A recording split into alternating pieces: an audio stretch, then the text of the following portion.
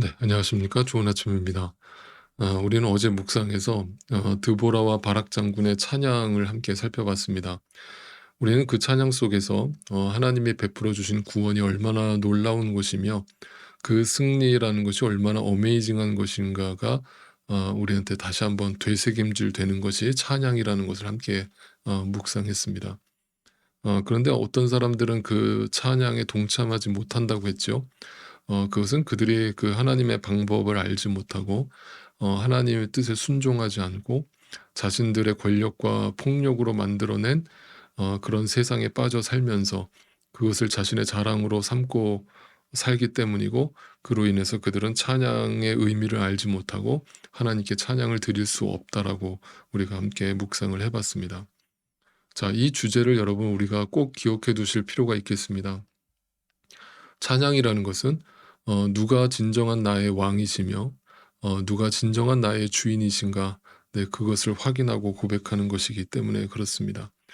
그래서 여러분 오늘도 여러분의 삶 가운데 늘 그 주님을 찬양하실 수 있게 되기를 저는 바라는데, 그 고백은 오직 진정한 주님이 나의 왕이시며 주님이 나의 주인이심을 고백하는 것에서부터 시작될 것입니다.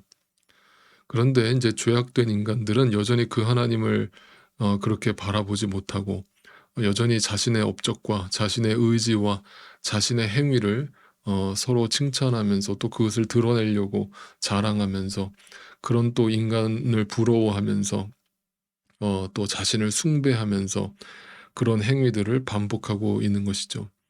그래서 이제 오늘 사사기 6 장에서 인제 우리가 기드온에 대해서 묵상을 하게 될 텐데, 우리는 사람들은 이 기드온 이야기 속에서도 용사라고 하는 그 단어를 딱 픽해서 그것을 어떤 성경의 주제로 삼아 버리고 있는 것이죠.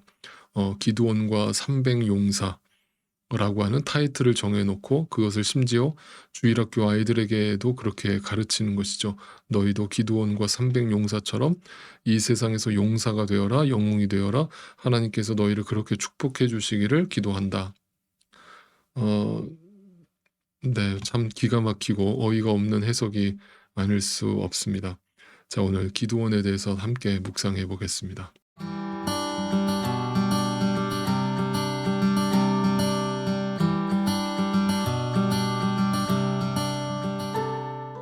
자, 방금 말씀드렸듯이 기드온 이야기는 앞에 사사기 5 장에 이어서 전해지고 있다는 것이 중요합니다. 그것은 5 장의 내용이 얼마나 중요한 것인지를 부연 설명하고 있다라는 뜻이고, 그것이 바로 오늘 기드온 이야기의 핵심이라는 것입니다. 그 기드온 이야기는 용사에 대한 이야기가 아니라, 네, 하나님만이 너희의 왕이시며 하나님만이 너희의 주인이시며 하나님만이 너희의 용사시라는 이야기를 우리에게 전해주고 있는 것입니다. 이것을 이제 놓치지 않고 읽으셔야만 정확하게 그 의미를 알게 되실 겁니다. 자, 이것을 확실하게 우리한테 알게 하시기 위해서 하나님은 이번에는 미디안이라고 하는 족속을 사용하셔서 이스라엘을 가르치고 계십니다. 그러나 그들은 그런 교육 따위는 필요 없다는 듯 하나님께 또 살려달라고만 부르짖고 있죠. 얼마나 급했는지 부르짖었다는 단어가 2번씩이나 등장하고 있습니다. 6장 6 절을 보겠습니다. 이스라엘이 미디안 때문에 전혀 길을 펴지 못하게 되자 마침내 이스라엘 자손이 주님께 울부짖었다. 한 번 나왔죠. 7 절, 이스라엘 자손이 미디안 사람들 때문에 주님께 울부짖을 때에. 그러니까 또다시 말씀드리지만 상황이 급할 때 나오는 부르짖음은 가짜일 확률이 높습니다. 그 부르짖음은 상황이 바뀌면 달라질 것이기 때문에 그렇습니다. 쉽게 말해서 화장실 들어갈 때와 나올 때가 달라지는 것이죠. 여러분, 이런 신앙생활을 반복하면 안 됩니다.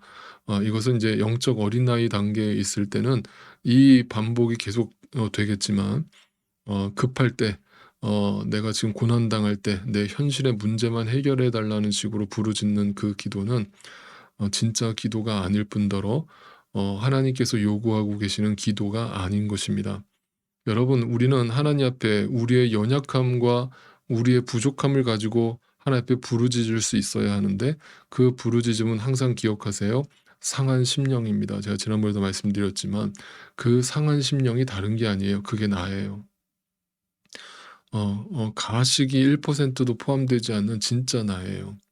그 진짜 나로 하나님 앞에 서서 그 상한 심령으로 나아가서 부르짖을 때 그 부르짖음이 회개가 되고 그 회개를 통해서 자기 부인과 자기 절망을 하게 되고 그로 인해서 진짜 예수 그리스도를 보게 되는 것이고 내 입에서 나도 모르게 "예수밖에 없습니다. 예수밖에 없어요."라는 고백이 나오게 되는 겁니다. 하나님은 그 길로 우리를 인도하고 계시는 겁니다. 그것이 하나님의 은혜입니다. 그것을 보게 될 때 내 안에 아직도 살아있는 그 가나안 족속들을 오늘도 몰아내고 오로지 그 예수 그리스도 하나님께 올인할 수 있는 것이고 그렇게 얻게 된 그 은혜로 얻게 된 그 믿음이 아무리 겨자씨만한 인다고 할지라도 그 믿음이 진짜 믿음이 되어서 내 안에서 진짜 하나님의 역사를 보게 되는 것입니다. 이 축복이 이 은혜가 오늘도 여러분의 삶 가운데 일어나게 되기를 주님의 이름으로 축복합니다. 그런데 지금 이스라엘은 그렇지가 못합니다. 당장 내 앞에 있는 문제가 닥치니까 그 문제를 해결해 달라고 하나님 앞에 울부짖고 있는 것이죠. 그러니까 이러한 가짜 부르짖음과 가짜 찬양 소리에 하나님은 정말 이골이 나신 것이죠. 그래서 오늘 이 사사기에서 우리의 그런 실체를 다시 한번 고발하면서 사사기 5 장에 하나님을 찬양하던 그 고백 뒤에 또다시 하나님 앞에서 악행을 저지르는 그 이스라엘의 이야기를 또 붙여 놓고 있는 것입니다. 자, 10 절을 또 보겠습니다. 그러면서 나는 너희에게 말하였다. 나는 주 너희의 하나님이다. 너희가 아모리 사람의 땅에서 살고 있으나 아모리 사람의 신들은 섬기지 말아라. 이렇게 말하였으나 너희는 내 말을 듣지 않았다.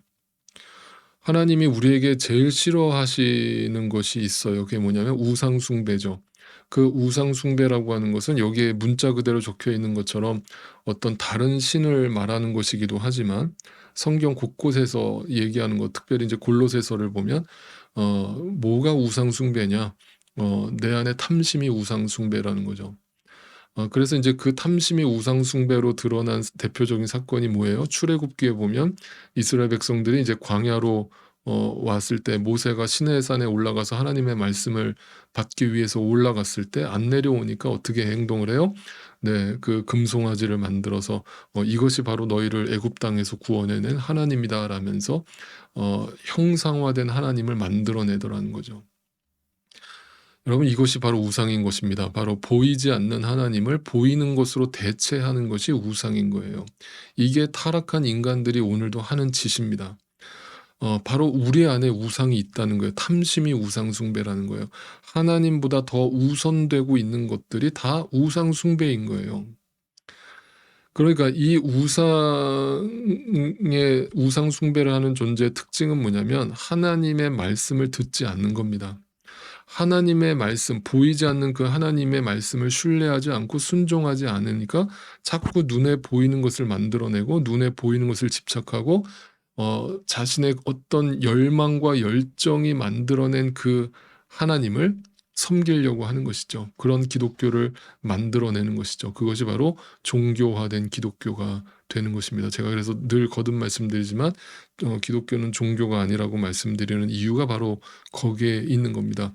기독교는 인간이 알라딘의 요술램프의 그 지니처럼 우리가 만들어낸 하나님을 조종하려고 만들어내는 것이 아니라 반대로 하나님에 의해서 하나님의 말씀에 순종하게 되는 나를 발견하게 될 때 하나님이 나를 지으신 창조의 목적에 합당하게 하나님을 찬양하게 되어 있고 그분만이 나의 왕이시고 그분만이 나의 주인이시고 그분만이 나의 참 용사시라는 고백을 하게 되는 겁니다. 그 순간이 와야만 비로소 내가 하나님의 뜻대로 가게 되는 거듭난 존재가 되고 구원받은 존재가 되는 것입니다. 그것을 전하는 것이 바로 기독교인 것이죠.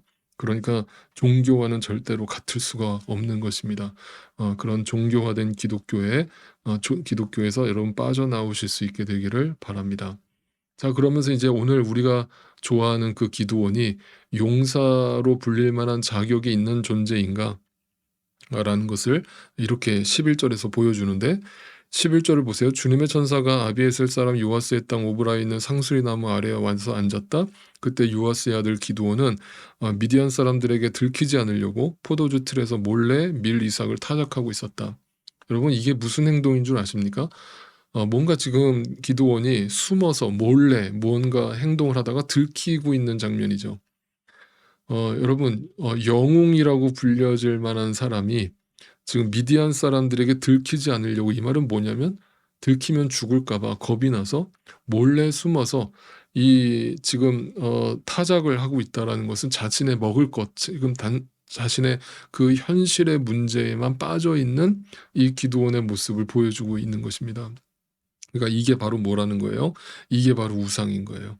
하나님의 말씀은 들리지 않고 하나님의 말씀은 보이지 않고 몰래 숨어서 자신의 이익과 자신의 현실의 문제만 빠져 있는 존재, 그 상태, 그것이 바로 지금 우상 숭배를 하고 있는 것이죠. 그러니까 그것은 용사가 아닌 거죠. 어찌 보면 세상에선 그게 용사로 보일 수 있죠. 그러나 그 이면은 그렇지 않다는 것을, 이렇게 몰래 숨어서 하고 있는 행동을 성경에 기록해 놓음으로 너희가 용사라고 부르고 있는 이 기드온이라고 하는 존재의 실체가 무엇인지를 우리에게 그대로 다 까발려 주고 있는 것입니다. 여러분, 그래서 여러분 부탁드리고 싶은 것인데, 여러분 사람에게 속지 마세요. 인간은 다 똑같아요. 인간은 절대 영웅이 될 수 없습니다. 여러분, 우리가 간혹 뉴스에 나오는 정치인들이나 그 연예인들의 이면이 드러날 때 충격을 받잖아요. 여러분 놀라지 마세요. 충격받지 마세요. 그게 당연한 거예요. 여러분, 우리가 그게 속고 있었기 때문에 충격을 받는 거예요. 여러분, 우리가 흔히 그 배우들이 악역을 연기하는 배우를 보면서 "참 연기 잘한다." 이렇게 평가하잖아요. 여러분, 아니요. 그거 연기 아니에요. 네, 인간 속에 있는 본성이라고요. 그거는 연기가 따로 필요 없는 거예요. 그러니까 누군가가 "연기를 잘한다. 악역을 잘한다."라고 사람들한테 평가를 받는 것은 다른 거 아니에요, 여러분. 얼마나 자기 본성대로 연기하느냐로 좋은 배우라고 평가를 받는 거예요. 그러니까 단지 우리는 그 안에 숨겨진 것을 아닌 척하고 살아갈 뿐이지, 없는 척하고 살아갈 뿐이지, 우리는 하나님 앞에서 이 부끄러운 행동이 다 드러나고 나면 바로 내가 용사라고 불려질 만한 자격이 하나도 없는 존재라는 것을 하나님 앞에 그대로 다 보게 되는 거예요. 여러분, 이 순간을 경험해야 되는 거예요. 이 순간을 경험해야만 하나님 앞에서도 사람 앞에서도 거짓이 없는 것이고 있는 그대로를 다 드러내면서 살아가는 거예요. 아시겠죠? 자, 그러면서 이제 이 기드온이 하나님 앞에 뭐라고 하나님의 그를 뭐라고 부르는지를 보세요. 12절입니다. "주님의 천사가 그에게 나타나서 힘센 장사야, 주님께서 너와 함께 계신다 하고 말하였다." 자, 힘센 장사라고 세 번역은 번역을 했는데 이전 번역에서는 이것을 큰 용사라고 번역했어요. 둘 다 같은 뜻이죠. 그런데 여러분, 이게 어떻게 어울리냔 말이에요. 뭔가 몰래 숨어서 자기 목숨을 부지하기 위해서 자신의 현실의 문제에만 집착하고 있는 사람을 갖다가 왜 하나님은 그를 큰 용사라고 부르시냐는 거예요. 이게 어떻게 매치가 되냐는 말이에요. 그러니까 이 큰 용사라는 말 속에는 두 가지 의미가 있는 거예요. 첫째는 하나님이 너의 큰 용사가 되어 주시고 너에게 힘을 주실 때에만 네가 용사가 될 거야라는 의미가 있는 것이고, 두 번째 의미는 바로 너는 그런 존재가 아니지만 언젠가 하나님을 통해서 너를 큰 용사로 쓰실 거야라는 미래지향적인 메시지가 이 안에 담겨 있는 것이죠. 자, 어쨌든 지금은 절대 큰 용사라고 불려질 만한 자격이 없어 보이는 기드온이에요. 이것이 자신의 실체가 다 민낯이 드러났단 말이에요. 그러니까 이 기드온이 하는 행동을 보세요. 뭐라고 하는지 보세요. 13절입니다. "그러자 기드온이 그에게 되물었다. 감히 엽죽습니다만 주님께서 우리와 함께 계신다면 어째서 우리가 이 모든 어려움을 겪습니까?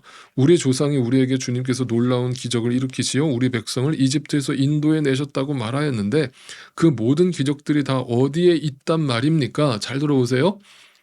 이게 무슨 말이에요? 여러분, 성경이 굉장히 점잖게 표현을 해 놓으니까 마치 기드온이 하나님께 정중하게 뭔가 질문을 하고 있는 것처럼 느껴지시겠지만 그게 절대 아니고요. 한마디로 기드온이 하나님께 따지고 있는 장면이에요. 하나님이 함께 하셨다고요? 어디서 뭐 하시다가 이제 나타나셔서 이 말도 안 되는 소리를 하고 계시는 거예요. 하나님이 우리와 함께 하신다면 어떻게 우리가 지금 이 모양 이 꼴로 살게 놔두시는 거예요. 웃기지 마세요. 하나님 우리를 버리셨잖아요. 라면서 네, 하나님께 삿대질을 하고 반항하고 있는 모습을 보여주는 거예요. 그러면서 그가 또 뭐라고 얘기하는지 보세요. 13절 뒷부분에 자, 다 어디에 있단 말입니까? 해놓고 지금은 이런 단어가 나오죠. 거기다가 밑줄을 치고 동그라미를 쳐놓으세요. 지금은 주님께서 우리를 버리시기까지 하셔서 우리가 미디안 사람의 손아귀에 넘어가고 말았습니다. 무슨 말이에요? 지금 기드온이 바라보고 있는 시각은 어디에 꽂혀 있는 거예요? 오늘이라고 하는, 지금이라고 하는 현실에 꽂혀 있는 거죠. 그러니까 이 사람에게 어떤 믿음이 있냐고요. 어떻게 하나님 앞에서 큰 용사로 쓰임 받을 만한 자격이 있는 사람이냐고요. 전혀 아니올시다죠. 그러니까 하나님은 참 유별나신 데가 있는데 꼭 어떻게 이런 사람들만 불러내시는 거예요. 이런 사람들만 불러내서 하나님이 쓰시는 거죠. 이게 또 하나님의 시선이고 하나님의 방법이기도 해요. 그런데 기드온은 지금 마치 이스라엘을 대표하고 있는 이 기드온은 오늘이라고 하는 이 현실에 함몰되어서 당장 내 문제를 해결해 달라는 식으로 하나님께 부르짖고 있는 가짜 기도를 드리고 있는 것이고 가짜 찬양을 드리고 있는 것이죠. 그러니까 15절에 이렇게 얘기합니다. 15절에 기드온이 주님께 아뢰었다. 감히 여쭙습니다만 내가 어떻게 이스라엘을 구할 수 있습니까? 보시는 바와 같이 나의 가문은 므낫세 지파 사람 가운데서도 가장 약하고 또 나는 아버지의 집에서도 가장 어린 사람입니다. 라면서 이제 신세 한탄에 들어가죠. 네, 그러니까 여기에 조금이라도 믿음이 있어요, 없어요? 없죠. 자, 보세요. 하나님의 말씀이 선포되고 있는데, 하나님의 말씀이 전달되고 있는데, 그 주님의 천사 앞에서 계속 하나님을 부인하고 있죠. 네. 하나님이 너와 함께 하겠다라고 계속 메시지를 주고 있는데 그것을 계속 거부하는 거예요. 그딴 말 하지 마세요. 그런 말도 안 되는 소리 하지 마세요. 나는 지금 이렇게 죽겠는데, 내 삶은 정말 죽겠는데, 그리고 나는 이렇게 연약한데 어떻게 나 같은 사람을 통해서 하나님이 역사하시겠다는 거예요? 라면서 하나님을 전혀 믿지 않고 있는 거예요.